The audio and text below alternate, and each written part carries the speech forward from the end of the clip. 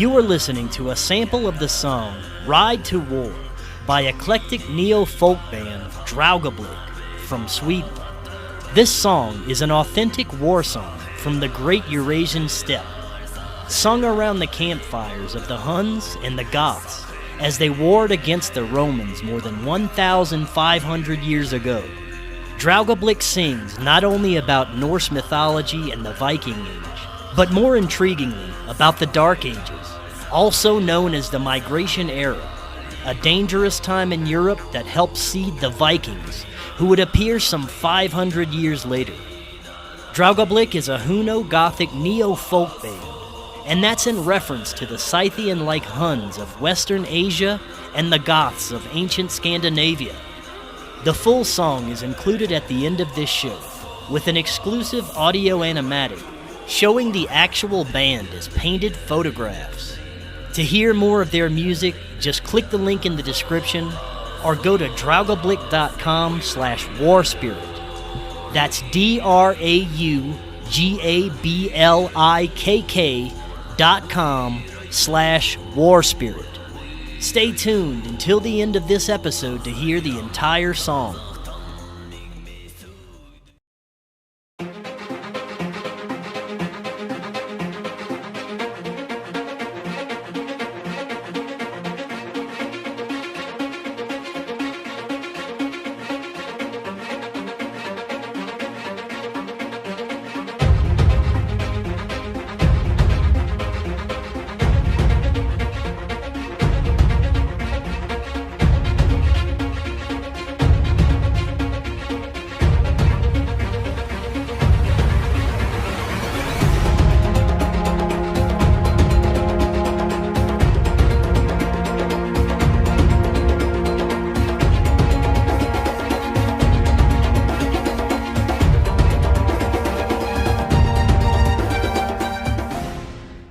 Welcome back to Forbidden Knowledge News. I'm your host, Chris Matthew.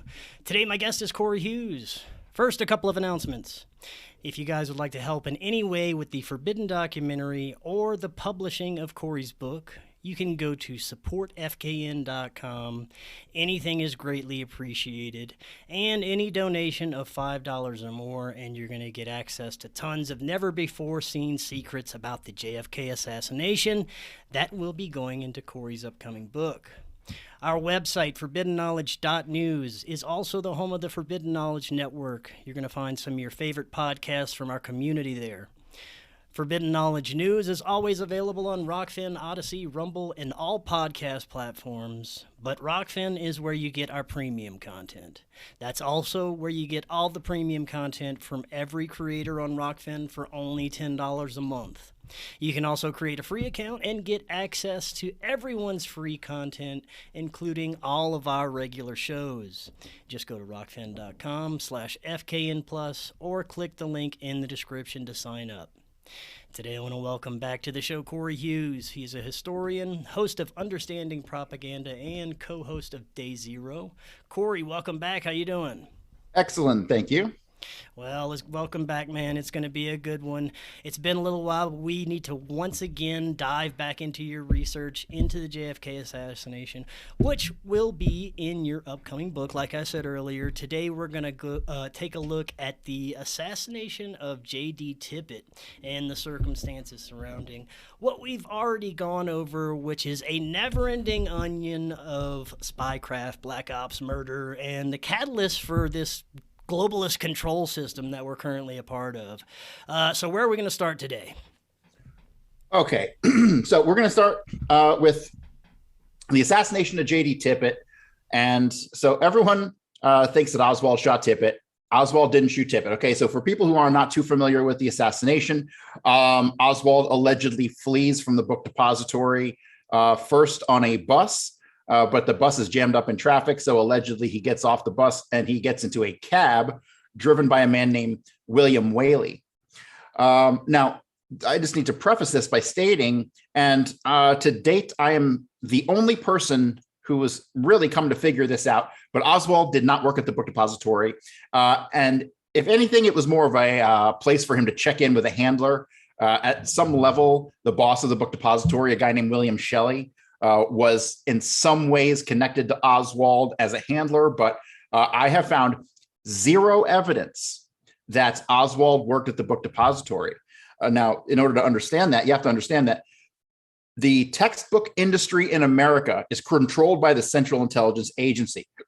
Do you really think that the government and the CIA would allow just any Joe Schmo to write a textbook and get it into schools? No. That's where the narrative begins, with brainwashing our kids in school. And so the government, particularly via the CIA, control the textbook industry. And back in 1963, that was no different then either. So when you look at the companies that are all in the book depository, you have like the Macmillan Company, Southwest Publishing, Scott Forsman. You got a whole bunch of these publishing companies. When you start to research these publishing companies, you'll find that all of these textbook publishing companies have deep connections to the Central Intelligence Agency. And the Texas School Book Depository was a place where textbooks would be shipped in bulk, and then they would send them to individual schools, right? So I tell people, not everybody who works for the CIA is a super spy. Even the CIA needs guys who will mop the floor. And that's where all the guys who work in the book depository come in. They are, there's a bunch of guys who are definitely in on it, a bunch of guys who are definitely not in on it, and then all the secretaries in the building were not in on it. Their statements are contradictory, and you can just tell by reading through the statements of all the women in that building that they were not in on the plot. And so when you start to dig into statements of the people of the book depository, you'll come to realize that half the people who worked in that building had never seen Oswald ever until he showed up on television that night. A lot of the statements you can tell were manipulated by Dallas police or the FBI because they're basically copy paste. They keep saying a lot of the same things, like, I did not see any strangers in the building that day. Every statement you'll read from someone at the book depository has that line. I did not see any strangers in the building. Okay. So all the statements from all the people there are tampered with, but you can kind of tell by, the statements of some people, especially even O.V. Campbell. O.V. Campbell was the vice president of the company, Texas School Book Depository. He was the top man in that company, in that building, and he had never seen Oswald ever. And Oswald had allegedly been working there for about 5 or 6 weeks at the time of the assassination. Okay. So Oswald was not there. The man who was working in the book depository, at least on November 22nd, under the guise of being Oswald, was a guy named William Seymour. And we're not going to talk too much about him today, but we're going to talk about another person who was impersonating Oswald all over, not only just Dallas, but all over Texas, New Orleans, Montreal, a bunch of other places. And that's a guy named Kerry Thornley. Kerry Thornley was a Marine buddy of Oswald. They were in the Marines together in 1959. And 1959 is when Oswald and Kerry Thornley had to have been recruited by intelligence. Kerry Thornley definitely was working with the CIA, although I have it on good authority that Oswald was not CIA, that he was actually working for naval intelligence. So, but post 1959, when you follow Oswald's career in the military for the two years or so that he was there, Kerry Thornley must have been assigned to him because he was shadowing Oswald everywhere. Every place Oswald got moved to, Kerry Thornley got moved to. And I even found Kerry Thornley using an alias while in the Marines, posing as a photographer named Richard Thornley. So yeah, there's definitely some intelligence shenanigans going on with Oswald back to the beginning of his life in the military. Obviously, his defection to the Soviet Union was probably part of a program called AE Balcony, which was a program designed to recruit naturalized American citizens, meaning people who were not Americans who came to this country who spoke fluent Russian. And they would take these people and then ship them back to Russia to be spies. And it fell under the heading of a program called AE Balcony. There were a couple other sub-programs under AE Balcony, but Oswald's dates of deployment to the Soviet Union match almost identically with the years that AE Balcony was in operation. So, but Kerry Thornley has been a shadow of Oswald everywhere. And so to understand, I've covered this, ad nauseum in the past, but we're going to touch on it a little bit today. Oswald was being impersonated all over the place. The vast majority of incidents that people attribute to Lee Harvey Oswald were never Lee Harvey Oswald. It wasn't Oswald at the book depository. It wasn't Oswald at the shooting range. None of the things that we attribute to Lee Harvey Oswald, like ordering the rifle and the handgun, none of that stuff was done by Oswald. He didn't go to Mexico City. Basically, Oswald is completely a ghost until he shows up at the Texas theater, where he's arrested about, an hour and a half after he gets there, or an hour after he gets there. So yeah, the story of Oswald that everyone knows is completely false. And the setup of Oswald was heavily dependent upon two guys, William Seymour and Kerry Thornley, impersonating Oswald all over the place, leaving this like false trail back to this communist dissident persona, because everywhere these guys went, they talked about guns or communism or things that would be attributed to Oswald. But today, and as far as the assassination of J.D. Tippit, so allegedly Oswald takes a bus and then a cab, and he goes to his boarding house. And then from the boarding house, he walks down towards where Tippit shot in the area of 10th and Patton from 1026 North Beckley. And from there, after shooting J.D. Tippit, he then runs to the Texas Theater and hides in there sometime about 136. Like that whole story that I just told you is a complete fiction that was made up by the Warren Commission and the Dallas Police and the FBI, who were all in on this. Okay, this was the Truman Show.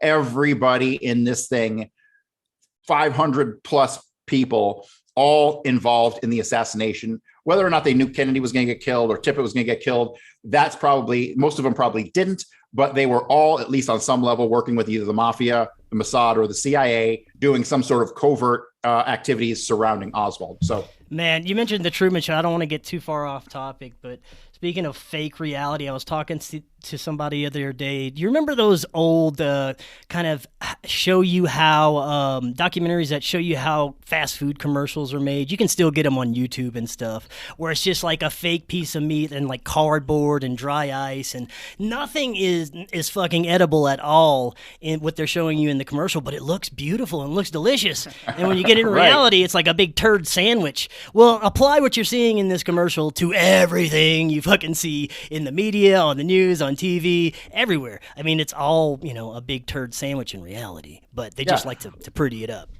Today, I saw an article that just came out that said diet and exercise are not a cure for obesity. I'm like, what? What? Next, you're going to tell me the sky isn't blue. It's like when people start telling you the sky's not blue, then you know we're really fine. Hey, man, those crickets are coming, man. Those edible cricket Cheetos. I saw some. You can get like 8 bags for $26 now, man. The bugs are coming. I will eat straight up dog shit before I eat crickets. I'm sorry. I'm just not going to do it. And then people will argue, well, hey, there's like already bugs in our food as it is. Like there's certain chemicals and stuff they extract from bugs that they put in. I'm like, that's a different story. This is straight up ground like crickets and bugs and shit, man. You could never force me to eat that shit either. Yeah, never. See, that stuff stems from living in poverty, and we're not quite there yet. Even in America, our poor people. Well, no, that's what they want. Like the World Economic Forum, that's where they're headed to. You haven't heard how they're trying to get you to stop eating meat and start eating bugs and shit now? This is a new agenda. Yeah, the hammer is the pendulum is gonna swing back so far the other direction that all these people are gonna end up in a fucking. I think it's starting to, man. We're starting to see Q shit again, so we'll see. Yeah. So, in regards to the assassination of J.D. Tippit, people wonder why was J.D. Tippit killed, and some people say that it's because they thought he looked like Kennedy and they needed a body double to do Kennedy body double stuff after he was killed. While that did in fact happen, there was definitely some photographs using a cadaver that wasn't Kennedy. It was probably not J.D. Tippit. The timeline doesn't add up or none of that stuff. So that's conspiracy theory, and I'm not a conspiracy theorist. I'm a historian. So, but basically, let's address what happened at 1026 North Beckley. So 1026 North Beckley is allegedly where Oswald was living. Let me give you a hint. Oswald didn't live there, okay?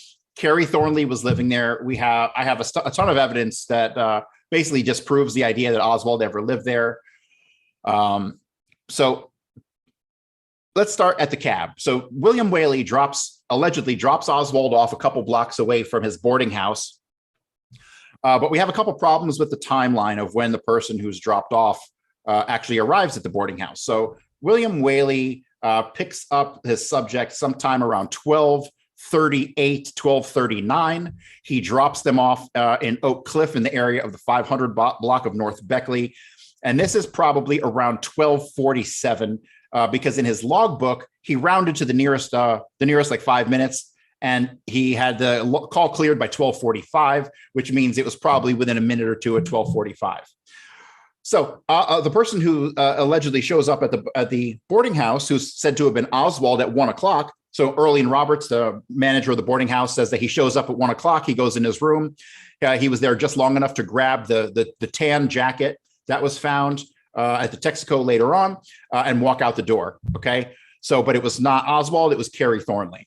So as Oswald, let me back up a little. So one of the biggest problems is the time frame. If he's dropped off at 12:37, the boarding house was only a block or two away. What did he do for 10 to 13 minutes? I don't know. There's a huge gap here. That's a lot of time, 10 to 13 minutes. And so my conclusion was that there was a second safe house in the area that the person who was dropped off from the cab, who was not Oswald, ended up going to. The person who William Willie drops off, who I believe was actually Alvin Boboof, but I'm not going to go into that today. I believe that he walks to this other safe house where Kerry Thornley is already waiting. Just remember, this whole entire thing, from the assassination to the shooting of J.D. Tippit to the police arriving at the Texas Theater over this 90-minute time period, every single thing that happened was timed and staged. And I'll get to the details on that momentarily, but they had to have things happen at exact times in order for the story to play out like the official story says.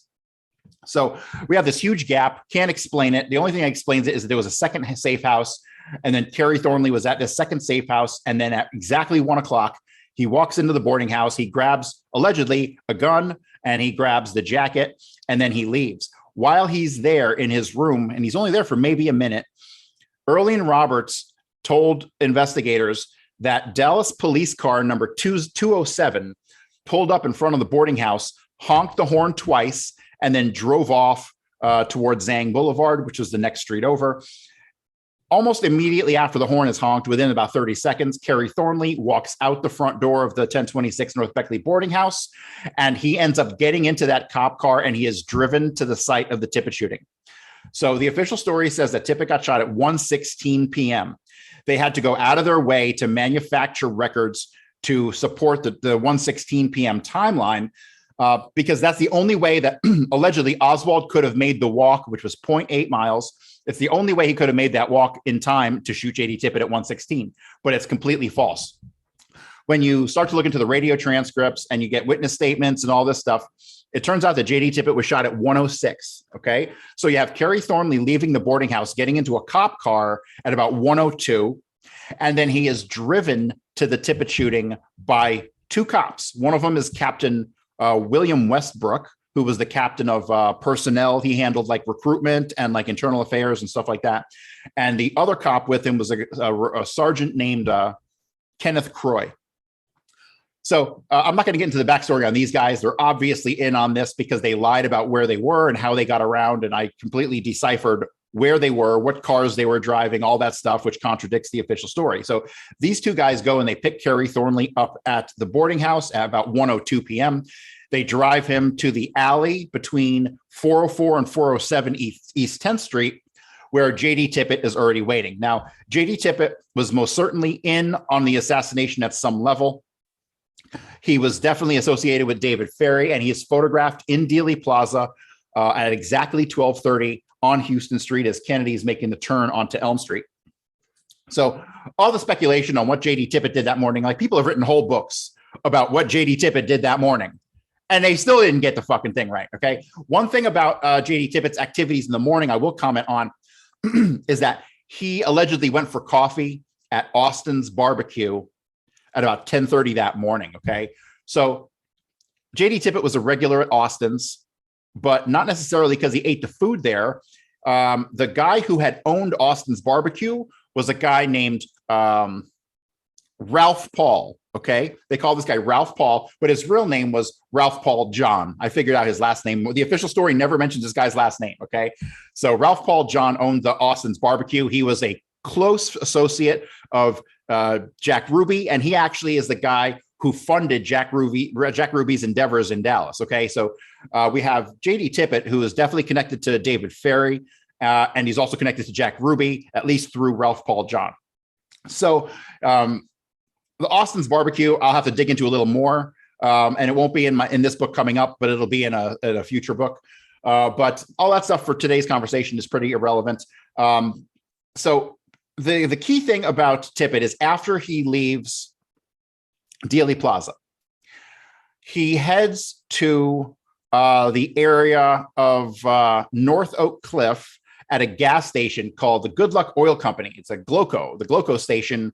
And the Gloco station was right off of the Houston Street Viaduct on the Oak Cliff side. So you have like this little bridge that connects the downtown area to Oak Cliff. And JD Tippit was sitting at this gas station from 12:45 till just before 1 o'clock. And the thing that's important about this area that he's sitting is the bus that Oswald allegedly got on. But remember, Oswald wasn't in Dealey Plaza. Oswald's chilling in Fort Worth this whole time, okay? So the bus that he was allegedly got on, which was the wrong bus to take Oswald to the boarding house. If Oswald was going to the boarding house, he needed to wait 5 minutes for a different bus. But he gets on this bus, allegedly. That is the bus that would have connected to the Gloco station. There was a bus stop at the Gloco station, and it was on that bus line. So JD Tippit was told to be at the Gloco station either to arrest or shoot or give a ride to or something involving a person who should have gotten off the bus at the Gloco station. But at 1 o'clock, he's sitting there for 15 minutes. The bus comes and goes. Nobody gets off the bus. So JD Tippit at this time, he gets in his car and he goes to the Top 10 record store. The Top 10 record store, which is still there today in Dallas. I didn't know this. If I would have gone there if I'd have known it was still there. They actually, JD Tippit goes there and he makes a phone call at 1 o'clock and he seems panicked. He's like, oh my God, the people in the store are like, he's definitely antsy. He's pushing people out of the way to get to the phone. And he calls and like nobody knows who he calls. I suspect he was calling Captain Westbrook for further instruction, but there's no answer. And then he rushes out of there. And that place actually still has that phone connected to their phone line. That phone, you can actually go into the Top 10 record store and you can actually see the phone that JD Tippit actually used. I think it's pretty cool. But so JD Tippit, it's about 1 o'clock. JD Tippit rushes out of there, and there must have been a prearranged meeting spot right where he was killed at 10th and Patton. But on the way to 10th and Patton, he's still in a panic. At about 1:01 or 1:02 p.m., he's driving west on 10th Street towards where he will be killed. But what he does is he cuts off a car, and a guy named Stephen Andrews, I believe his name was. He cuts this car off. He gets out of the vehicle and he runs back to this car, signaling to the guy to stay there. He never says a word to this guy. He looks in the back seat. And when he sees that there's nobody in the back seat, he gets back in his car and continues to drive west on 10th Street to the location where he'll ultimately be killed. So if you look at a map of 10th Street, you have 10th Street and then you have 404 and 407 East 10th, but there's like a dirt alleyway between the two houses. When Tippit pulls up there, about a minute later, the cop car driven by Captain Westbrook with Sergeant Croy in the passenger seat and Kerry Thornley in the back seat, they pull into the alley between the houses. So they're kind of perpendicular, right? Tippit's car is facing one way and the other car is like coming at him, but Tippit's blocking the alley. At this moment, David Ferry is on scene as well. And we know David Ferry is on scene because we have a witness behind the book depository who sees a guy with a dark felt hat, blue suit, real heavy eyebrows. And the real heavy eyebrows are what gave him away. It's what gives him away everywhere because he had to paint his eyebrows on. We've talked about it a whole bunch of times. So he ends up over at the area of the Tippit shooting at 10th and Patton, and he's driving a light blue, kind of grayish, that weird light blue gray color, right? It's an old 1950s Plymouth, and that is seen by multiple witnesses, both at behind the book depository and at the scene in the Tippit shooting. Okay. So Tippit pulls up and he's in front of the alley, and out of the cop comes Kerry Thornley, who looks just like Oswald. I pulled a picture of him so you guys could see. Let me screen share this picture.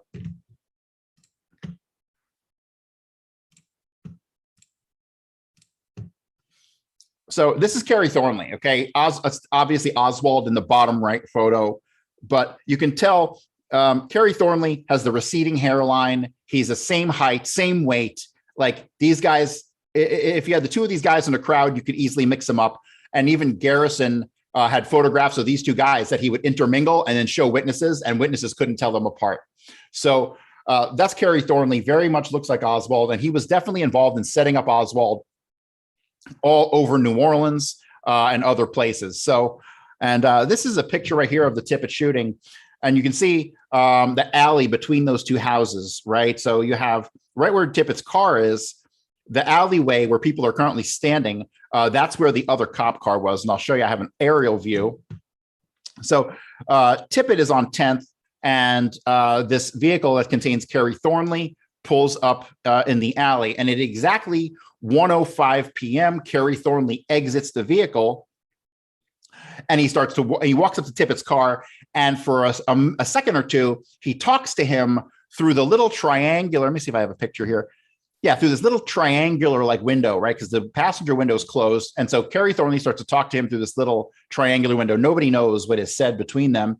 But earlier that morning, JD Tippit had stopped into the Top 10 record store to use the phone. So he is in Top 10 record store twice that day using the phone, right? So when he's there earlier that morning, probably about 8 or 9 o'clock, Kerry Thornley is in the store, okay? Witnesses said that it was Oswald in the store, but Oswald is in Fort Worth at this point. He hasn't made it down to Dallas yet.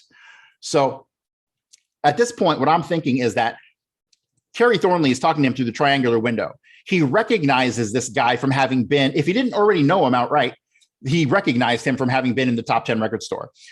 The day before or 2 days before he's shot, he also sees him at Dobbs Restaurant. Okay, so Dobbs Restaurant in Oak Cliff is right up the road from here. Tippit would go there for breakfast often. And a waitress in there stated that she saw at the same time Tippit and who she called Oswald, but it was really Kerry Thornley. She sees them both not together and they don't acknowledge each other, but they're both in the restaurant at the same time. So you got JD Tippit. If he didn't know Kerry Thornley, then he's seeing this guy for like the second or third time in the last couple of days. And this is a prearranged meeting spot. And we know it's a prearranged meeting spot because David Ferry is on scene, right? How else would David Ferry know to go here if it was just a chance encounter, right? So basically Tippit starts to get out of his car and he starts to walk around. And right as he gets to the front corner panel, right where the tire is, like right here, maybe even closer to the front of the car, Kerry Thornley shoots him 3 times in the chest with a semi-automatic handgun. Virtually at the same time, maybe a split second later, David Ferry, who was in the alley also, David Ferry walks down the alley and he delivers a fatal headshot to Tippit. So Tippit gets shot 4 times, 3 times in the chest and 1 time in the right temple. Honestly, when you look at the autopsy photo, it's virtually identical to where Kennedy was shot from the front, from the grassy knoll. So we know that there were 2 shooters there because of the casings that were collected at the scene. So there's some weird obfuscation that's going on with the casings. Allegedly, officers on scene who initially collected the casings initialed them, but then later those initials disappeared. Like you scratch them in, but then they disappeared. So there might be some obfuscation with the shells that were collected. But in the shells that they present as evidence, you can tell that this is from 2 different guns because you have, in the upper right, you have a round imprint from a revolver. It's perfectly cylindrical, right? It's totally round. But when you look at all the others, they're round with a little notch. And that's indicative of a semi-automatic handgun and the way the semi-automatic works, right? So we know there were 2 shooters based on the imprints on the casings. So at this point in time, you've got the cop car in the alley. You've got Kerry Thornley in front of the vehicle. David Ferry, he pulls out his round and he drops it. He's shooting from a revolver, and revolvers don't eject the casings, but he intentionally pulls the casing out of the gun, leaves it at the scene, and then puts another bullet back into the revolver, which is kind of odd, right? It's like, why would you do that? If you have a revolver, that's one of the benefits is that you don't lose your casings, you know? So at that point, Kerry Thornley takes off. David Ferry signals to Kerry Thornley to take off, and then Kerry Thornley heads out. Now, I have a statement from a guy named Frank Wright. And Frank Wright didn't see the shooting, but he heard it and ran outside and saw everything that happened right after. So I'll read this to you. He said, "I looked around to see what had happened. I knew there had been a shooting. I saw a man standing right in front of the car. He was looking toward the man on the ground. He stood there for a while and looked at the man. The man who was standing in front of him was about medium height. He had on a long coat. It ended just above his hands. I didn't see any gun. He ran around on the passenger side of the police car. He ran as fast as he could, and he got into his car. The car was a gray, little old coupe. It was about a 1950, 51, maybe a Plymouth. Okay. It was a gray car parked on the same side of the street as the police car, but beyond it from me. So it was parked on the same side of the street, but it was facing the opposite direction. It was heading away from me. He got in that car and he drove as quick as he could down 10th Street and away from me. I don't know how far he drove. After he got into the middle of the next block between Patton and Crawford, I didn't look at him anymore. Frank Wright is talking about he sees two people and one of them flees in a little gray car. Now, one of the, let me see if I can find it here. One of the best statements, another witness who we're going to talk about is Miss Akilah Clemens. Now, this statement that you're going to see from her is the only statement she's ever made on the assassination. She was never interviewed by Warren Commission or anybody like that. I'm going to have to stop this and enable the sound real quick. Man, you look at the involvement of everybody in here and the compartmentalization and just the layers of spycraft. Do you think that something like this, like a large-scale assassination, could take place at all without, without being found out these days? I mean, we've got FBI agents these days arresting each other for investigations that they're going on. You got, all this confusion between ops these days. So I don't see this even being capable of being pulled off. Yeah, I agree. And I think that to some degree, this was an exercise for them, right? This was like, let's take what we've learned over the past. Because in '63, they had about 25 years of intelligence, starting with the OSS. And so I think they were putting into practice techniques that they had been learning forever that maybe they didn't have a chance to utilize, or things that they only did in other countries. I would really love for one of these ex-CIA guys to write a book on real life examples of them using the body doubles to pull off stuff like this, because they don't admit it. The CIA never admits they use body doubles and stuff, but we know they do. So yeah, as far as like, could they pull this off today? Ooh, man, we got cell phone, we got cameras everywhere, right? So like, and everyone's got a digital ID, right? So they can pull you can pull your driver's license up in a computer, right? Like every state, all the licenses you can pull up in a computer in about 2 minutes, right? So back then, your driver license did not even have your picture on it. There was no databases of anything. Police departments kept records on like card stock, right? And like if you wanted to look somebody up, they had to have some dispatcher go flip through 1,000 cards looking for somebody's information. So yeah, like I could not imagine being a cop back then. But I can also say that you could get away with fucking anything back then because there wasn't what we have today. So let me play this video. This is Akilah Clemens being interviewed by Mark Lane. Mrs. Clemens, where were you on November 22nd, 1963? I was working for Miss Smotherman, 327 East 10th, just down the block from where Tippit was killed. Did you know Officer Tippit? Yes, I saw him pretty many times. And did you hear the shots? Yes, I heard the shots. And what did you do? I ran out into the street and looked down the street, and I ran back down the street where he was lying, and I looked at him. Now, when you heard the shots and you went out of the house, did you see a man with a gun? Yes, I did. What was he doing? Oh, he was reloading it. When I said he was reloading his gun. And how would you describe that man? Well, he's kind of chunky. He's kind of heavy. He wasn't a very big man. Was he tall or short? Yeah, he's kind of short guy. Short and heavy? Yes. And was there any other man there? Yes, there was one on the other side of the street. All I know, he told him to go.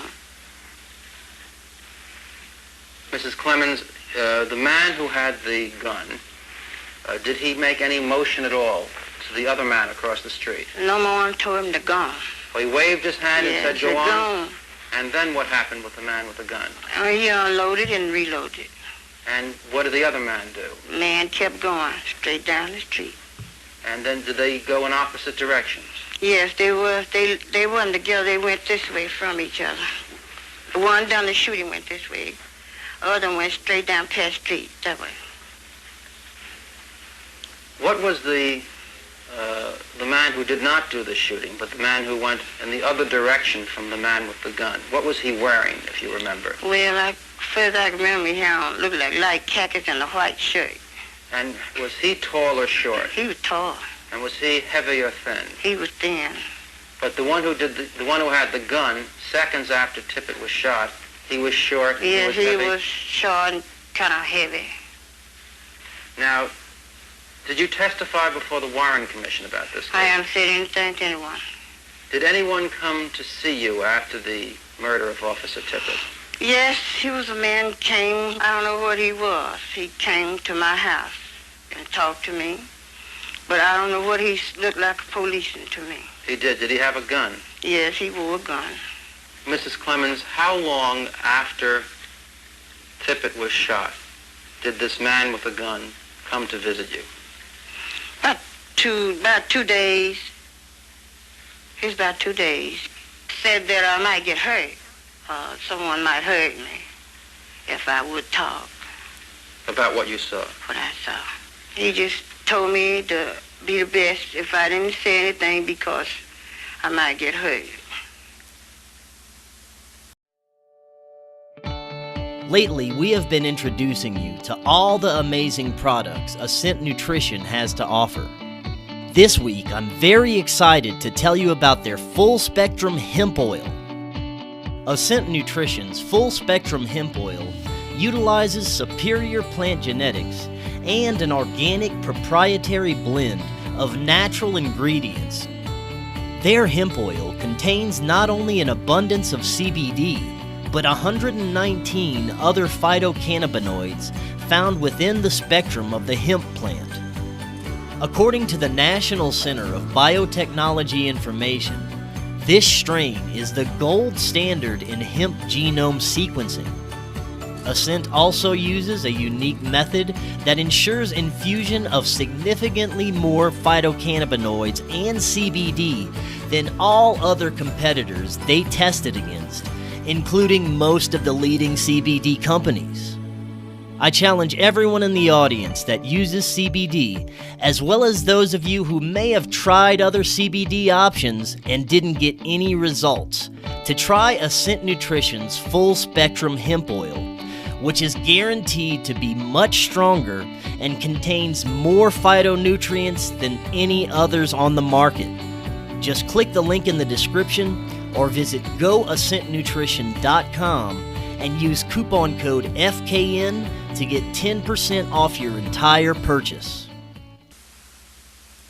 So, yeah, that to me is the single best statement from any witness in the entirety of the Kennedy assassination.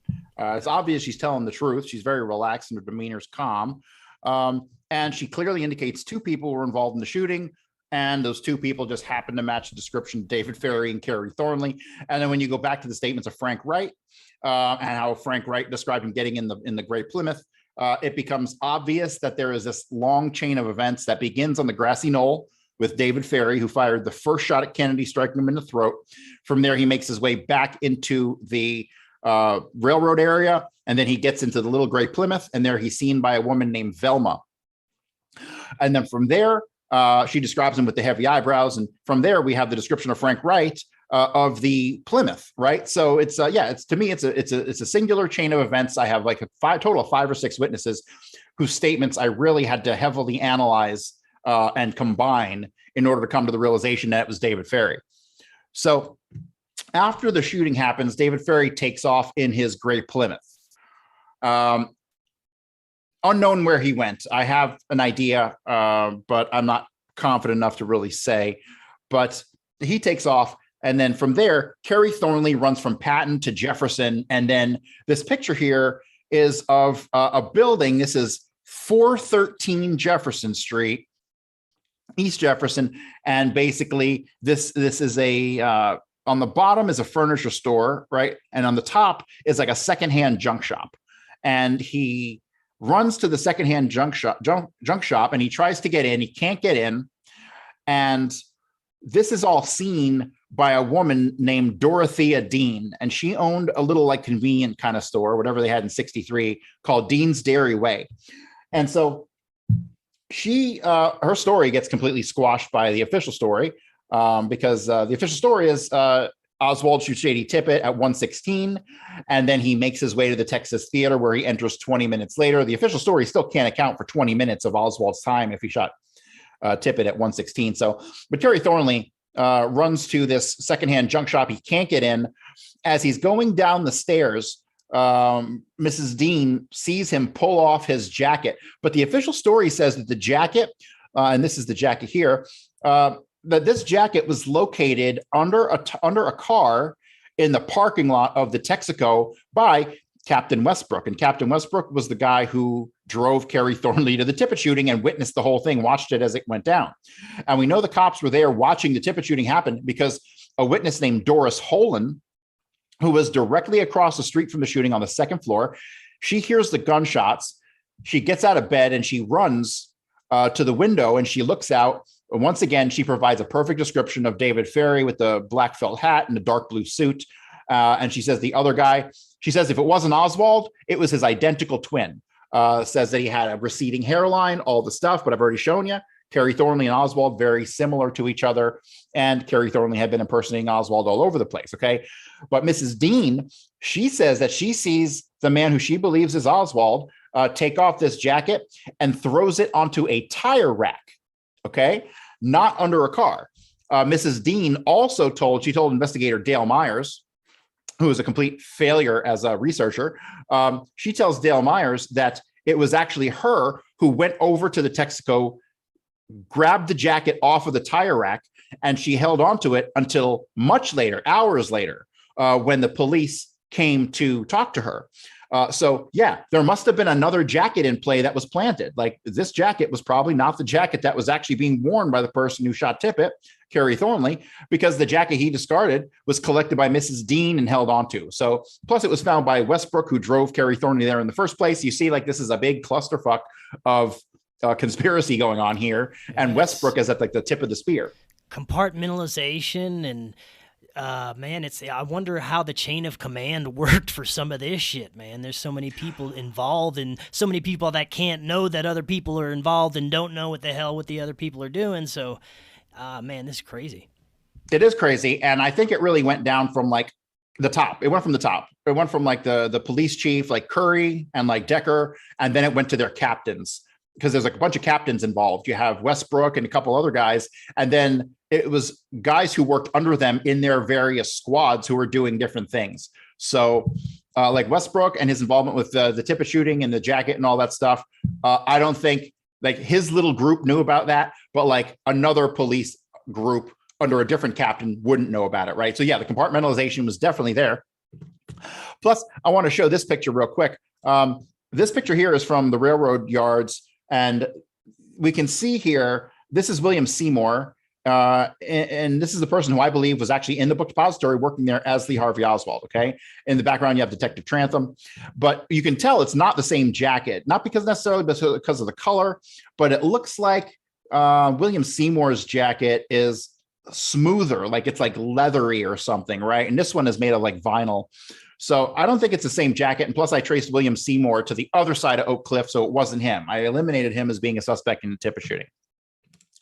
So one piece of evidence that's really important is that Tippit's body arrived at the hospital where he was pronounced dead upon arrival at 1:15 p.m., which means that he was killed at 1:06. And within 9 minutes, the ambulance showed up, loaded him into the back of the ambulance, drove him to the hospital where he's then pronounced dead. So it was, God,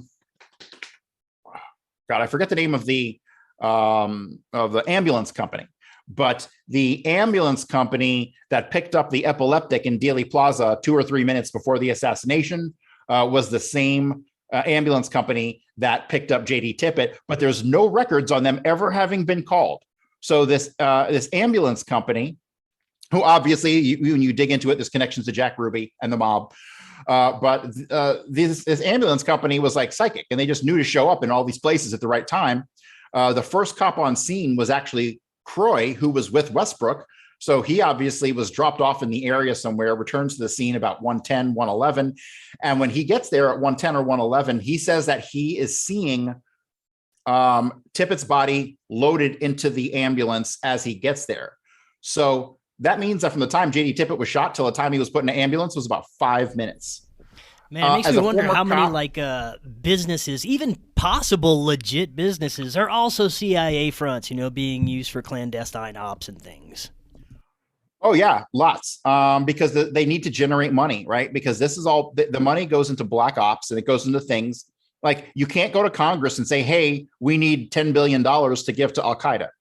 All right, you can't do that. Yeah. So that's where the drug trafficking in and all that stuff, and all the heroin that was produced in Saigon, like that ended up getting funneled into like the Sandinistas and down in South America. I look at things like lamp stores or, wholesale toasters or something like that. I'm like, man, that's got to be some kind of fucking CIA front. Right. Exactly. Like you look at a store in like a fucking place where you're like, man, that's $10,000 a month rent for sure.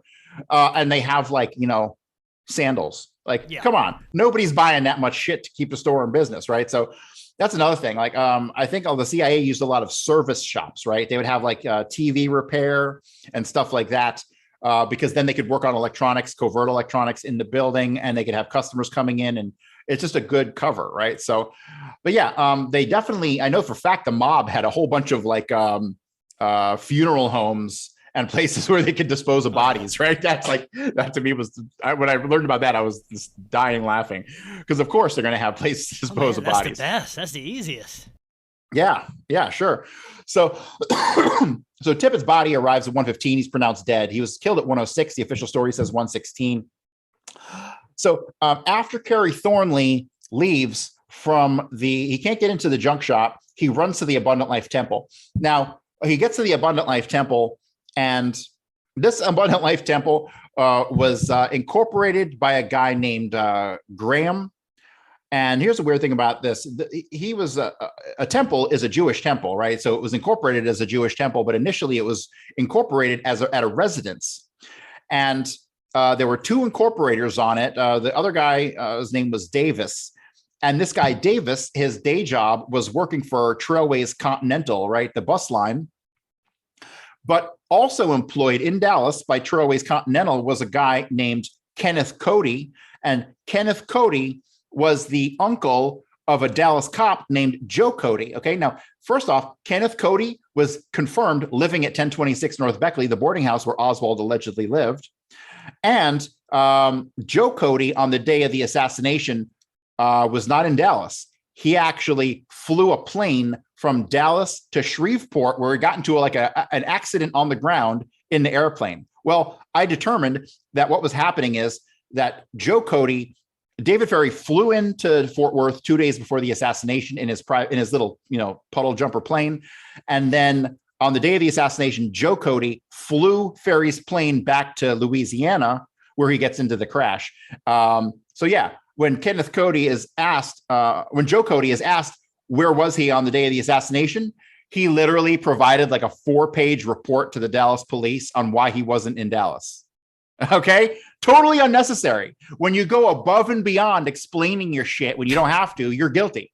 So yeah, but the connection to the Abundant Life Temple is through his uncle, Kenneth Cody, who worked for the same company as a guy who was an incorporator of the Abundant Life Temple, which had no known congregators, right? Nobody ever went to this goddamn church. So the cops end up swarming this place. They search the basement. But as they're getting there, Kerry Thornley, I think he's detained. There's the Dallas radio log transcripts are they're definitely censored and edited. But there's some obfuscation. I can't really tell if they had stopped the person here at the Abundant Life Temple or at the library, because they did detain somebody at the library also. But in my opinion, I think they get here and Kerry Thornley is here at the Abundant Life Temple. They detain him for a moment and they cut him loose at about 1:35. So after 1:35, Kerry Thornley leaves from the Abundant Life Temple and he walks down Jefferson towards the Texas Theater. And this is a modern picture, but one of these stores here used to be Hardy's shoe store. Okay. So it's at 1:35, 1:36 that Kerry Thornley is seen here at the at the shoe store. He ducks in, like cops are going. The official story says cops are driving by, and this guy ducks in with his back to them, so like he can't be seen. And when the cops pass, he walks out of the store. Now we'll get back to the store here momentarily because that whole incident was another setup staged incident. But Oswald was already in the theater. So I'm going to play a clip from Butch Burroughs. Butch Burroughs was the manager of the concession stand and the assistant manager of the theater.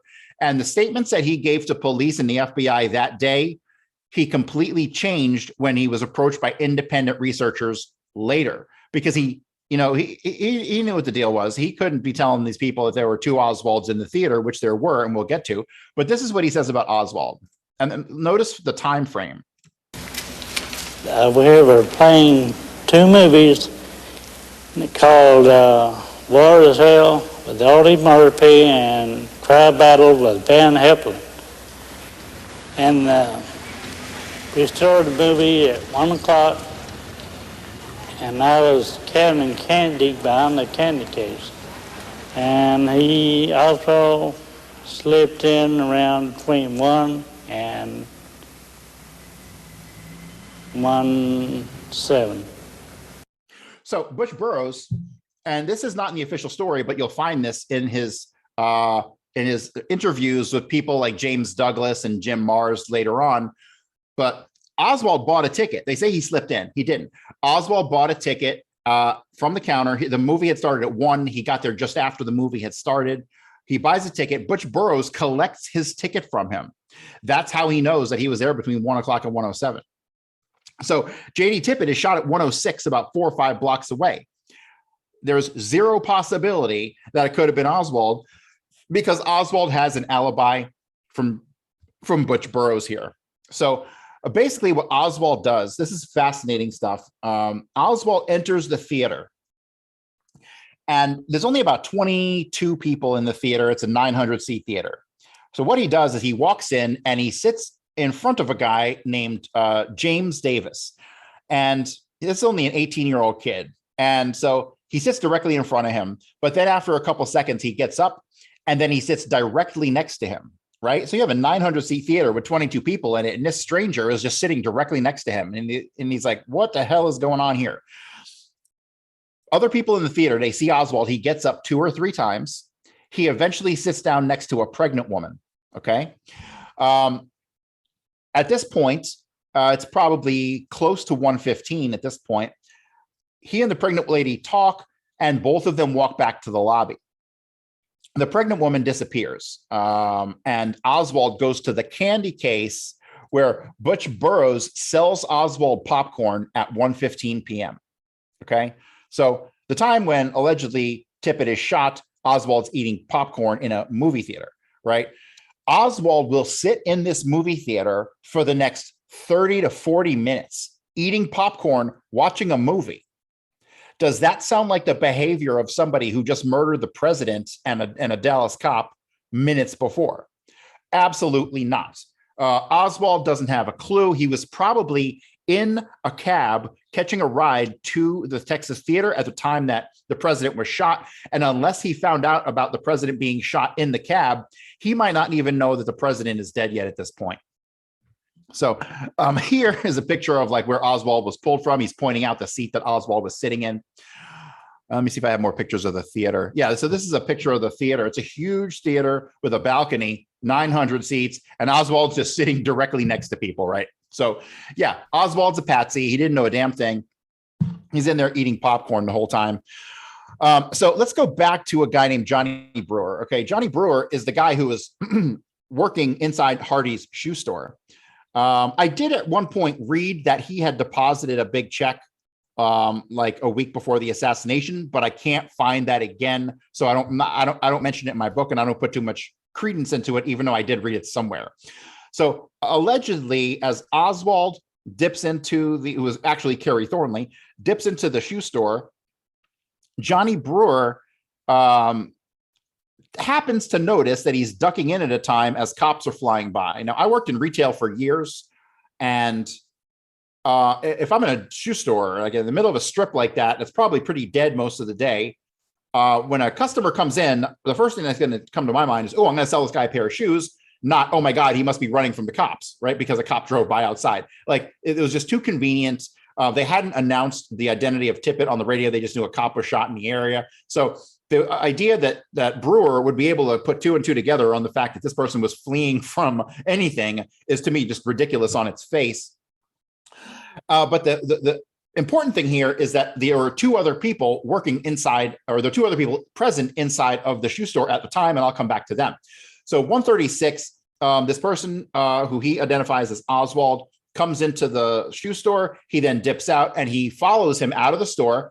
And the theater is only a couple doors down. He says that he sees the person walk into the right side door of the theater without buying a ticket. Okay. This is where I just finished this chapter for the book. And it took me about a week longer than expected because I ended up having to do a ton of research on this little incident involving Johnny Brewer and the woman who was selling tickets at the box office, a woman named Julia Postal. So Julia Postal is completely clueless, right? She's just sitting there listening to the radio, not paying attention to anything. She doesn't see anyone slip in. Her statements later say that she says she saw somebody slip in, but she didn't, because Johnny Brewer's statement to the Dallas Police, FBI, Warren Commission, everybody, he said that she was totally clueless and he was the only person who saw it happen, which I think is kind of strange, right? So he sees the guy walk into the theater. He doesn't know if he bought a ticket 2 hours ago or what, but he assumes the guy just walked in without buying a ticket. He talks to Julia Postal.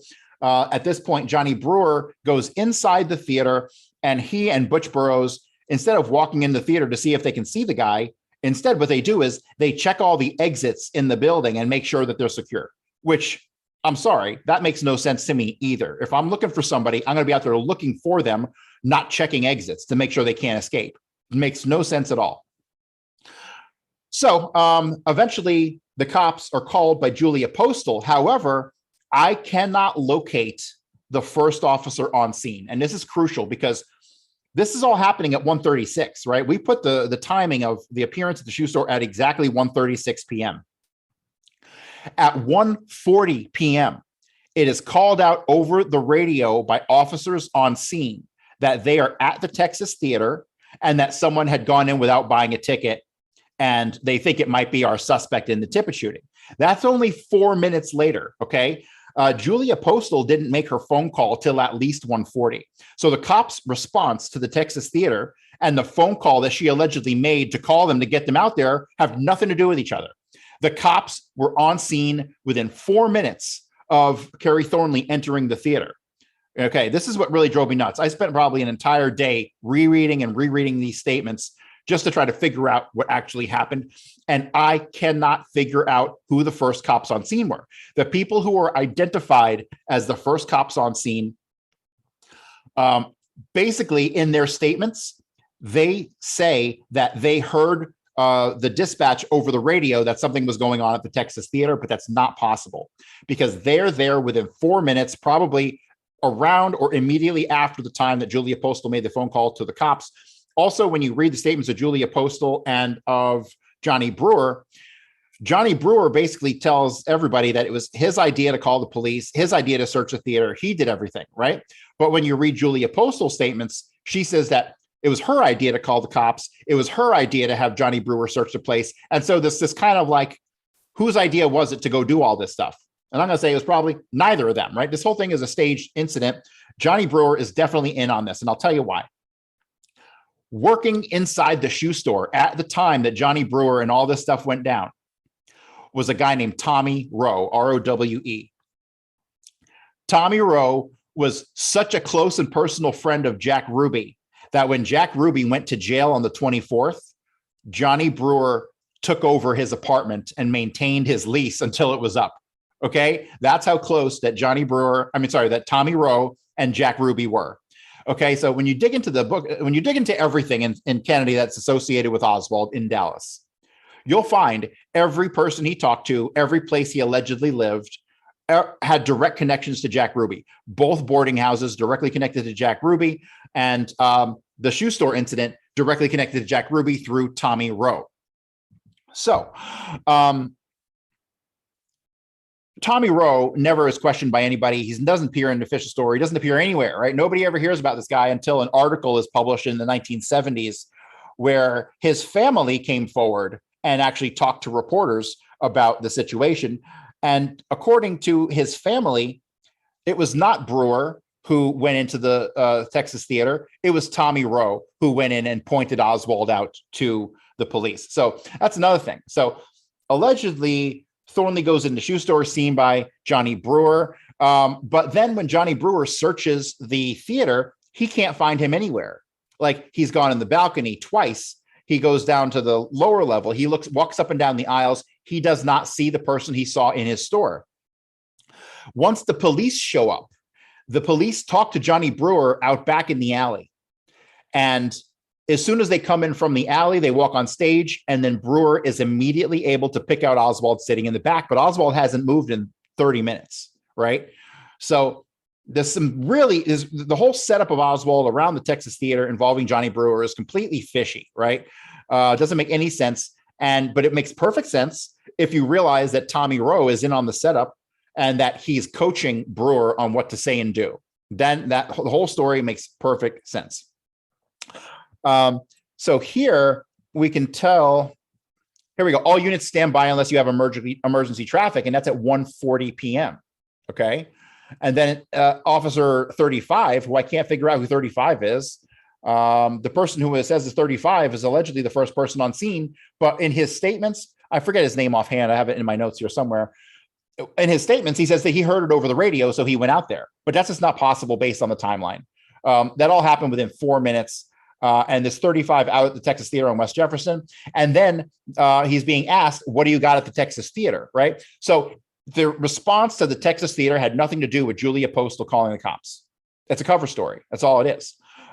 They knew to be there at a certain time, and everything Kerry Thornley did involved with the shooting, going to the Abundant Life Temple, all that stuff was on a very tight schedule. And then when you look through the radio logs, a couple interesting things. Here we go at 1:40. It's called out. Shells at the scene indicate the suspect is armed with an automatic 38 rather than a pistol. That is fact. It was an automatic 38. It was called out over the radio. But then I have a feeling the gun that David Ferry used when he shot Tippit with the revolver, I have a feeling he had to have left from the scene and gone and met up with one of the cops involved in the arrest of Oswald to give them that revolver, because Oswald did not own a revolver. When you look into the story of Oswald ordering the rifle and ordering the revolver, they completely fall apart. The rifle was ordered with a fake money order. The fake money order, it's fake because it was supposed to have been printed on cardstock, but it was printed on paper because the ink bled through to the backside. So that was totally fake. Oswald didn't order a rifle with a fake money order. And then when you get into the revolver, there's even less evidence. Allegedly, he sent $10 and a coupon to order a pistol from this company that was $29.95. But, and we have allegedly the order forms and all this stuff. But when he gets the pistol, it's actually a more expensive Smith & Wesson that costs $39.99. And there's no explanation as to why they sent him a different pistol than the one that was ordered, right? None of it makes any sense. And then the person who picked up the pistol from the post office signed the receipt Paxton, okay? The only time the name appears in the entire assassination, the name Paxton is what is signed for picking up the revolver that's linked to Oswald. It's complete fabrication. It was very sloppy work. I mean, it was great for 1963, but in this day and age, couldn't be done. So here we go at 1:45. So Oswald has been in the theater for 30 minutes. He got there between 1 o'clock and 1:07. And here now we have information. The suspect just went in Texas Theater on West Jefferson, and he's hiding in the balcony. This is super important because Kerry Thornley was the second person to enter into the theater, and Kerry Thornley did so at 1:36. He did not buy a ticket, and that is what triggered the series of events involving Johnny Brewer and Tommy Rowe and Julia Postal and Butch Burroughs, right? So Oswald goes there. He buys a ticket from Julia Postal. She doesn't mention this because, honestly, she doesn't remember. When you work in retail, you don't really remember the people who come and buy stuff from you, right? I could sell somebody, I worked at Camelot Music for years. I could sell somebody a couple CDs. If I saw them the next day, I wouldn't recognize them. You know what I mean? So that's kind of information that you just kind of absorb and then you disregard because it's not important. So there was no problems anywhere at the theater. She doesn't know anything is wrong until Johnny Brewer comes up to her and says, "Hey, did you see that guy?" And she's like, "I don't know what you're talking about." Right. And so, but then in her statements later on, they're all different. Their statements say, "Oh yeah, I saw the guy and I told Johnny to go in there and get him." So it's complete bullshit. This is what the Texas Theater looked like almost immediately afterwards. So one story I need to tell, which is really important, is from Butch Burroughs and a guy named Bernard Hare. So after Oswald is arrested and taken out the front of the building, Butch Burroughs sees a second person who looked like Oswald being arrested and taken out the back of the building. Okay. So Butch Burroughs, who witnessed Oswald's arrest, startled me in his interview by saying he saw a second arrest occur in the Texas Theater only 3 or 4 minutes later. He said the Dallas police then arrested an Oswald lookalike. Burroughs said the second man looked almost like Oswald, like he was his brother or something. I questioned the comparison by asking, "Could you see the second man as well as you could see Oswald?" He said, "Yes, I could see both of them. They looked alike. Within a space of 3 or 4 minutes, saw the second Oswald placed under arrest and handcuffed, but taken out the back of the theater." Okay. So now we have corroboration of this statement from a guy named Bernard Hare, who owned Bernie's Hobby House, which was like a little, a hobby shop. It was 2 or 3 doors down. So Bernard Hare, he sees the commotion out front. He goes out front to see what's going on, but such a crowd is amassed out there that he can't see anything. So he goes back into his hobby shop. He goes out the back door. And when he goes out the back door, he sees this other person who he believed for 25 years was Oswald, right? So Bernard Hare sees what he thinks is Oswald taken out the back of the building and put into a Dallas cop car, and they drive him away.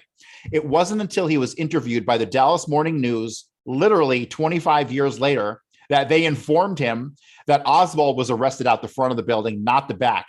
And he goes, "Damn, this whole time I thought it was Oswald." He's like, "If that wasn't Oswald, I don't know who it was." So here we have 2 witnesses clearly with independently corroborating statements that 2 people were arrested in the Texas Theater and that they both look like Oswald, right? Oftentimes you need corroboration. Well, you always need corroboration, but when it comes to statements, you can have independently corroborating statements. And even though that's all you have, that is as solid evidence as it gets, even though there's no physical evidence. Like the statement that was made by Akilah Clemens about he waved his hand and just told him to go.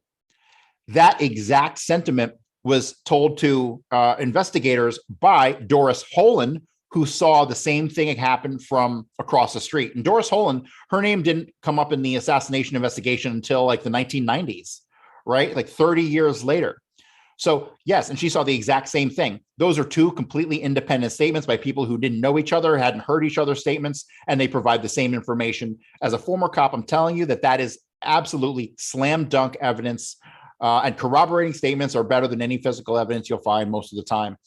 So yeah, so there were definitely 2 Oswalds in the theater. Oswald was there at 107, watching the movie, meeting with a pregnant woman, contact, and Kerry Thornley, who actually did the shooting of JD Tippit. He gets in there and he's there in the balcony. So he goes and he hides in the balcony, and we have corroboration from LD Stringfellow, who is a detective with the Dallas Police Department.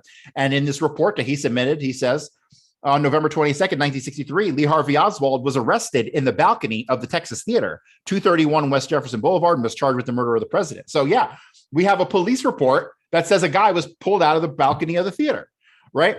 Each of these little tiny puzzle pieces all fit. They're all corroborating.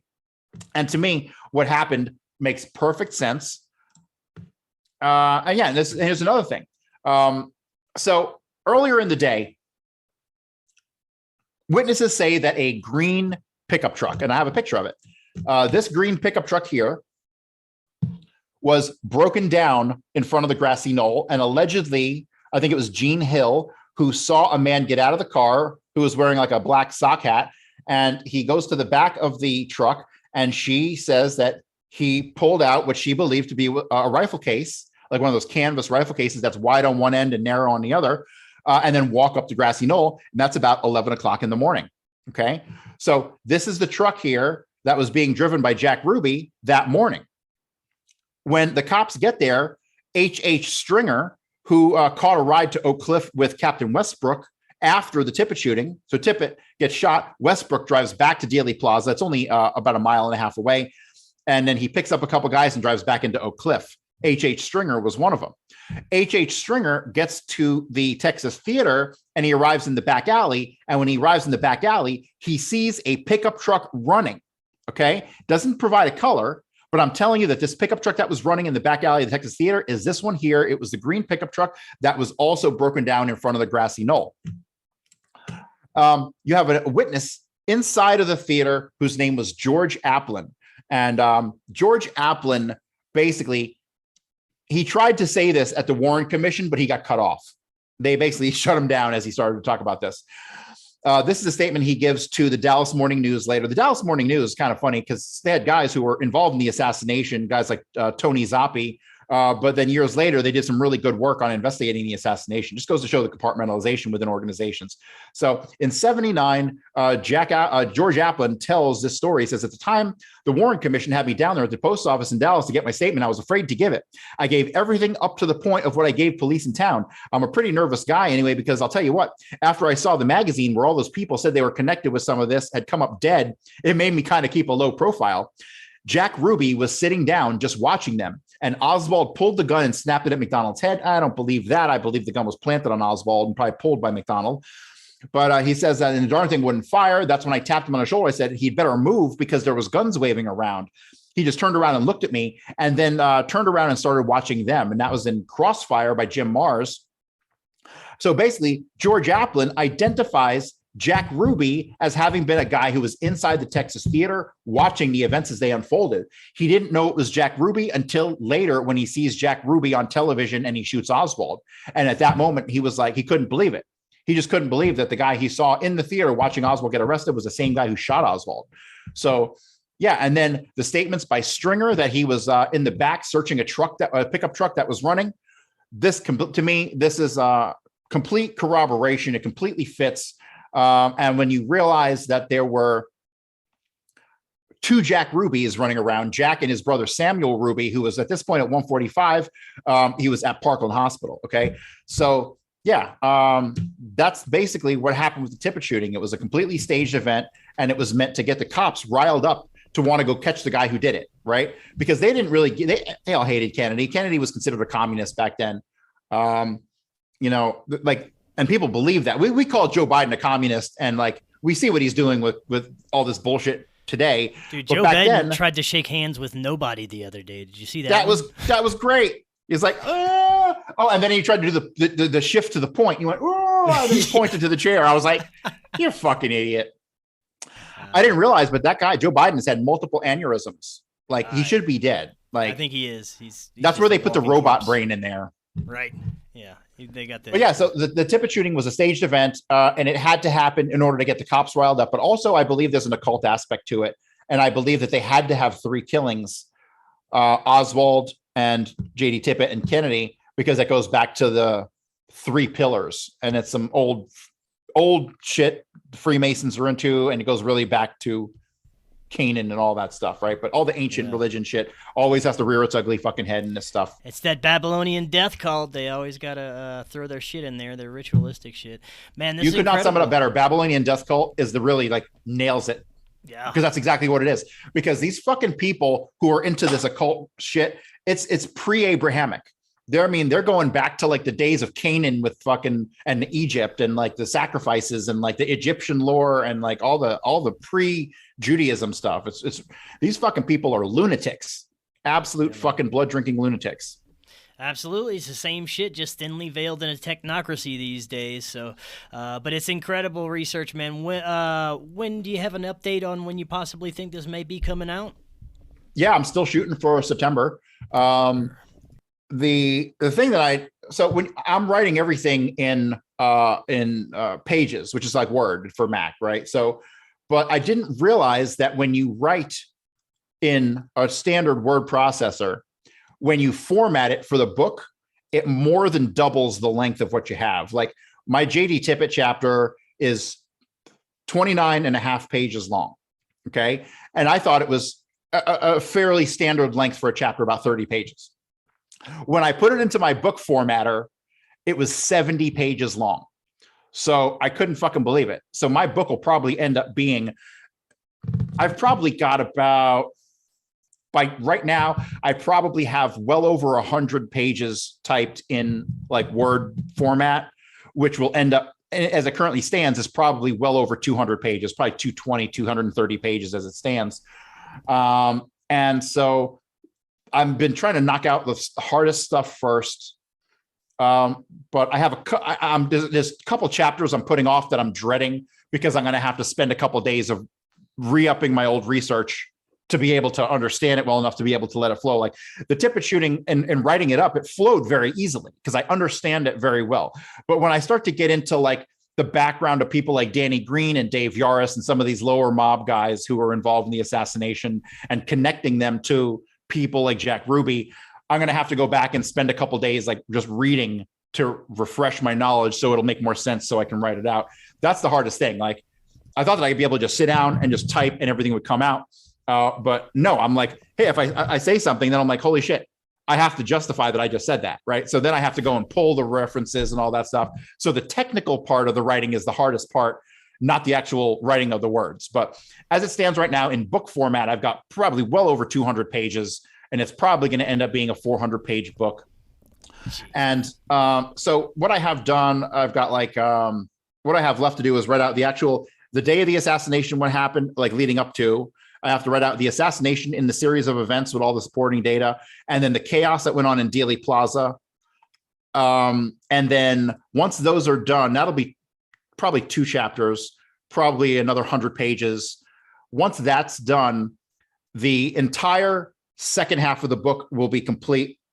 And then out of the first half of the book, I'll probably still have 2 or 3 chapters to go because I've already got chapters finished on William Seymour, on J.D. Tippit, on the Winterland, on I've got about 8 or 9 chapters like done already, like finished.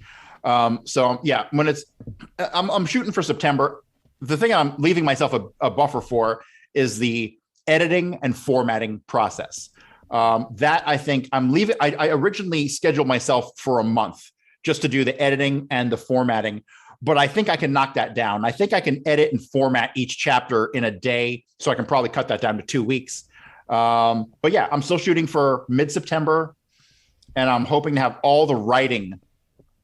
Oh yeah, if I can have all the writing finished by the end of August, which is like 5 weeks from now, which I think is reasonable. And then 2 weeks to get it formatted and done. Yeah. If you wanted to say worst case scenario, I'd say October 1st, and that'll leave us like 3 months of selling it before the end of the year, which I think is killer. But to tell me what I'm going to do, we're going to sell 1,000 pre-release copies with all my notes and with access to my private chat and whatever other goodies I can think to throw in there. And then once we actually raise a decent amount of money, I will have the cash to pay for like the hardcover editions. I'm going to do a limited edition of like 100 hardcover copies. There's a lot of ways that we can package this, but yeah, we're going to have immediately out in mid to late September is going to be the book and all my stuff that you can download with it. It'll be $20, and you'll get access to a whole bunch of stuff, but I'm only doing 1,000. We're only doing a limited edition of 1,000. And then all of the other copies are going to have to be Amazon friendly, right. So I'll have to like edit it down and put out a copy that can be sold to the general public. Awesome, so yeah, it's going to be good.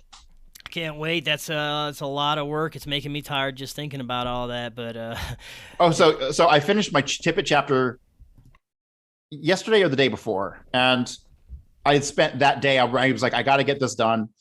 I ended up doing about 4,500 words in a single day. Is the biggest day I had yet. I worked on it for like 10 hours straight, and literally when I got done, I felt like I ran a marathon. Like I couldn't do anything. I just laid there. I was like, oh my God, like I was exhausted. Like I ran a marathon. The mental energy that I'm putting into this has been like fucking unreal. Really. This is going to be my quintessential work that hopefully, will carry me for the rest of my life. And I think it's something that we'll be able to promote and sell for a very long time, for years to come. That's great, man. We're looking forward to it. We've got supportfkn.com if anyone wants to help with this. You also get access to tons of the information that we were just talking about, previous information. I highly recommend everyone go and check out the previous broadcasts we've done about Let me touch on that for a second. I have a private JFK chat that's only for supporters. You can get into that chat for even just a $5 donation. You get the link. There's only about 10 of us in there. And there's only about 3 or 4 of us who are actively posting stuff daily. But man, we have a great time. And the guys who are actively posting stuff are posting like everything, not just Kennedy, but like you name it. It's become an incredible repository of links and good information. And you can do that today. You can get into the chat today, donate $5, and you can ask me as many questions as you want. We'll have conversations, post links, have a good time. And I highly recommend everybody head over to buymeacoffee.com/forbidden or supportfkn.com and make a donation because we're dirt ass poor. Yeah, man, we get by, we pay our bills, and that's eating. That's it. But I live on. I got approved for a credit card, and I live on that credit card. That's basically how life has been working. Yeah. Well, it is what it is. I'm grateful for even having that. Well, thanks again, man. This was awesome. I look forward to the book, and we'll do it again soon. You can also check out the rest of Cory's work at coryhughes.org, right? Yep, coryhughes.org. Perfect. All right, until next time, everyone, have an excellent evening. We'll talk again tomorrow. See y'all out there. You're now listening to Ride to War by Draugablikk.